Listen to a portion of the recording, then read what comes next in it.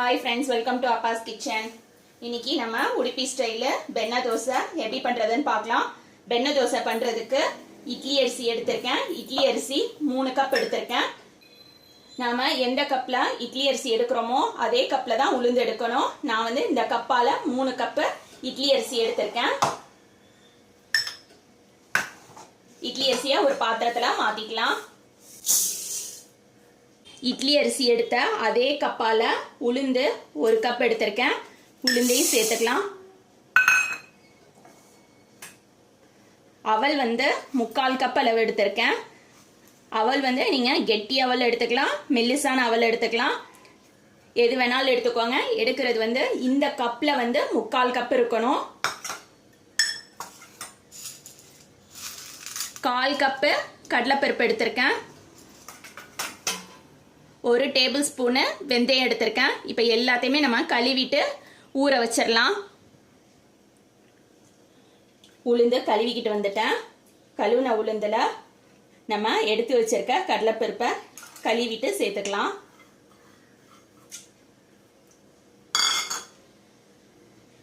வெந்தயத்தையும் உளுந்தோடவே சேர்த்துக்கலாம்.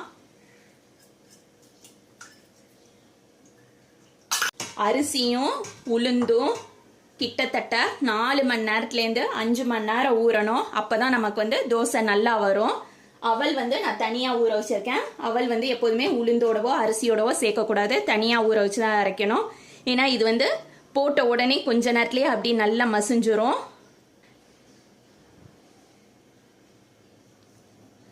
நாலு மணி நேரத்துக்கு அப்புறமா அரைக்கும் போது நான் காட்டுறேன். உளுந்து, கடலைப்பருப்பு, வெந்தயம் 3 ஊறிடுச்சு. தண்ணியை வடிச்சிட்டு மிக்சி ஜாரில் சேர்த்துட்டு நல்லா நைஸாக அரைச்சிட்டு வரேன். உளுந்தும் கடலைப்பருப்பும் இந்த மாதிரி கொரகொரண்டு அரைச்சிருக்கும் போதே நம்ம ஊற வச்ச அவல் சேர்த்துக்கலாம். இன்னும் கொஞ்சம் தண்ணி சேர்த்துக்கிறேன். தண்ணி சேர்த்துட்டு நல்லா நைஸாக அரைக்கணும். அரைச்சிட்டு வந்து காட்டுறேன். உளுந்து கடலைப்பருப்பு அரைச்சதை ஒரு பாத்திரத்தில் சேர்த்துக்கலாம். அதே மிக்சி ஜாரில் அரிசி ஊற வச்சதையும் நான் சேர்த்து அரைச்சிக்கிறேன். அரிசி அரைக்கிறதுக்கும் நான் வந்து உளுந்து ஊற வச்ச தண்ணியை தான் சேர்க்குறேன். அரிசி அரைக்கும் போது ரொம்ப நம்ம நைஸாக அரைக்கக்கூடாது, கொஞ்சம் கொரண்டு தான் அரைக்கணும். இட்லி பதத்தை விட கொஞ்சம் நைஸாக, தோசைக்கு நம்ம சாதாரணமாக நல்லா நைஸாக அரைப்போம், அதை விட கொஞ்சம் லைட்டாக கொரண்டு இருக்கணும். அரைச்சிட்டு வந்து காட்டுறேன். அரிசி அரைச்சாச்சு. அரைச்சதை உளுந்தோட சேர்த்துக்கலாம். கல்லுப்பு 1 ஸ்பூன் அளவுக்கு சேர்த்துக்கிறேன். கையால் மாவை நல்லா மிக்ஸ் பண்ணிக்கலாம். மாவுக்கு தேவையான அளவுக்கு தண்ணி இப்போவே நம்ம சேர்த்துடலாம். மாவை நல்லா கலந்து விட்டாச்சு. இப்போ இதை வந்து ஓவர் நைட் நம்ம வந்து புளிக்க வச்சிடலாம். மாவு நம்ம ஓவர் நைட் புளிக்க விட்டதில் நல்லா புளிச்சிருச்சு. இதில் கொஞ்சமாக ஆப்பச்சோடா சேர்த்துருக்கேன். ஆப்பச்சோடா சேர்த்ததுக்கப்புறமா இப்போ வந்து ஒரு டீஸ்பூன் அளவுக்கு சீனி சேர்த்துக்கிறேன்.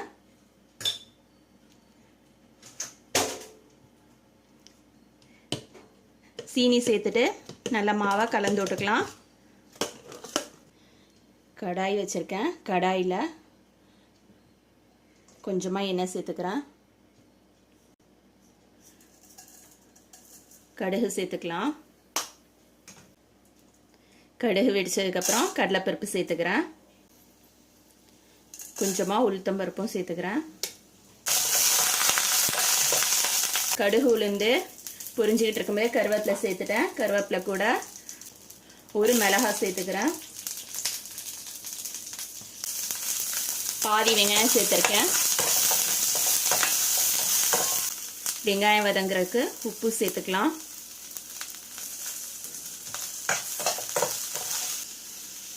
பெருங்காயத்தூள் கொஞ்சமாக சேர்த்துக்கிறேன். ஒரு சின்ன தக்காளி கட் பண்ணி வச்சிருக்கேன், அதையும் சேர்த்துக்கலாம். 1/4 டீஸ்பூன் மஞ்சள் தூள் சேர்த்துக்கிறேன்.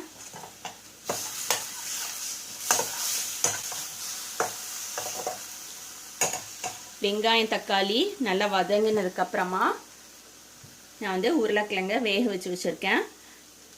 அதை வந்து சேர்த்துக்கலாம்.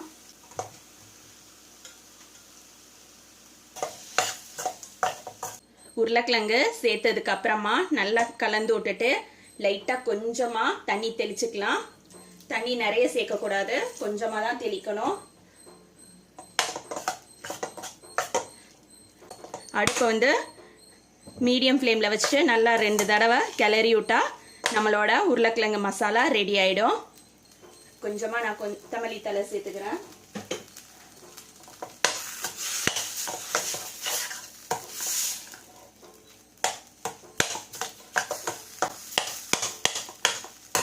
இப்போ மசாலா ரெடி ஆயிடுச்சு. தோசைக்கல் சூடாயிடுச்சு. மாவு ஊற்றிக்கலாம்.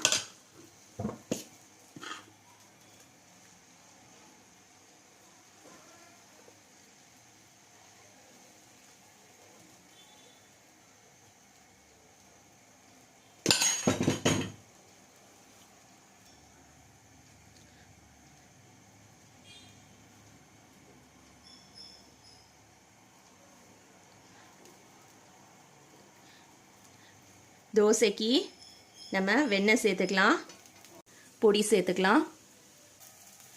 தோசையில் நம்ம ரெடி பண்ணி வச்சிருக்கிற மசாலாவை நடுவில் இந்த மாதிரி வச்சிடலாம்.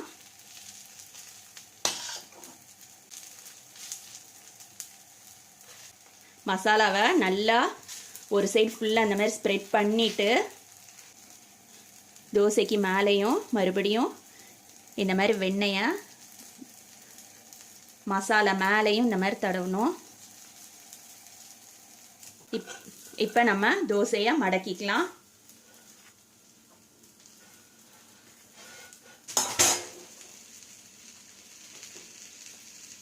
தோசைக்கு மேலேயும் கொஞ்சமாக வெண்ணெய் சேர்க்கணும். வெண்ணெய் தோசையோட சூட்லேயே நல்லா உருகிடும். இப்போ எடுத்து பிளேட்டுக்கு சர்வ் பண்ணிக்கலாம். அருமையான வெண்ணெய் தோசை ரெடி ஆயிடுச்சு. இதுக்கு தொட்டுக்க நான் வந்து வெங்காய சட்னி வச்சுருக்கேன், கூட தேங்காய் சட்னியும் வச்சுருக்கேன். கண்டிப்பாக நீங்களும் உங்கள் வீட்டில் வெண்ணெய் தோசை ட்ரை பண்ணி பாருங்கள். எப்படி வந்திருக்குன்னு சொல்லிட்டு உங்களோட ஃபீட்பேக்கை கமெண்ட்டில் சொல்லுங்கள். தேங்க்ஸ் ஃபார் வாட்சிங்.